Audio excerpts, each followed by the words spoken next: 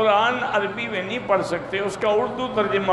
پڑھتے رہیں، ثواب ہوگا، لیکن قرآن نہیں کہے گا وہ کہ قرآن پڑھا ہے آپ نے اس کا ترجمہ پڑھا ہے، ثواب تو اس کا بھی ہوگا، لیکن وہ قرآن پڑھنے والا ثواب نہیں ہوگا، وہ صرف قرآن کے ساتھ ہے۔ اسی لیے حضرت نے فرمایا کہ من قرأ حرفا، جس نے ایک حرف پڑھا 10 نیکیاں لکھی جاتی ہیں، اور فرمایا لم تقل الف لام میم حرف، یہ نہ کہو کہ الف لام میم حرف، بلکہ الف حرف لام حرف میم حرف۔ قرآن پاک جیسے ہمارے ملک میں عورتیں مجہول پڑھتی ہیں، یہ ناجائز ہے۔ ان سے کہیں کہ کسی عالمہ قاریہ سے کم از کم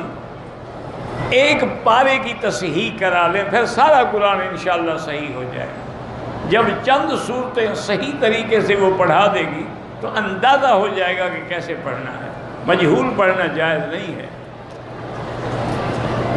تم تو عورتوں کی بات کرتے ہو، ہمارے یہاں تو اللہ کی رحمت ہے، تراویح میں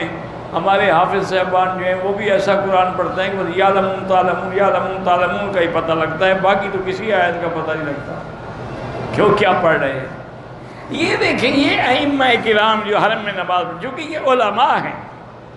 اب دیکھیں نا کہ اس نے اگر پہلی صورت میں پہلی رکعت میں والتین والزیتون وطور سینین وہذا البلد الامین پڑھا ہے، تو دوسری صورت میں نے پڑھا ہے لإیلاف قریش ایلافہم فلیعبدوا رب ھذا البیت، یعنی دونوں کا آپس کے اندر ایک تعلق ہے کہ بلد الامین کون ہے، یہ ہے، اور اس میں اللہ کی عبادت کرنے والے کے لیے اللہ پاک ذمہ وار ہے کہ اس کے کھانے سے اور اس کو غم سے مصیبتوں سے محفوظ رکھیں گے۔ یہ جب تک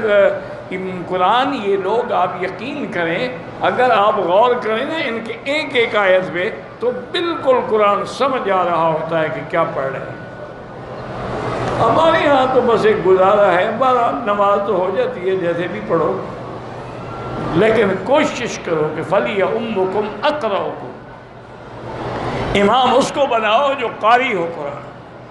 فَلْيَؤُمُّكُمْ أَعْلَمُكُمْ بِكِتَابِ اللَّهِ، امام اس کو بناؤ جو عالم ہو۔ اگر دونوں عالم ہیں، دونوں قاری ہیں،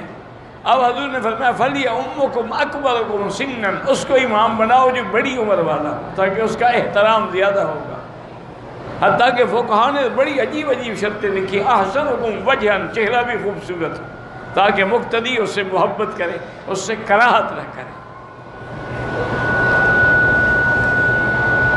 بہرحال ہماری نمازیں تو دعا کرو کہ اللہ قبول فرمائے۔ ہم تو جتنے ذوق شوق سے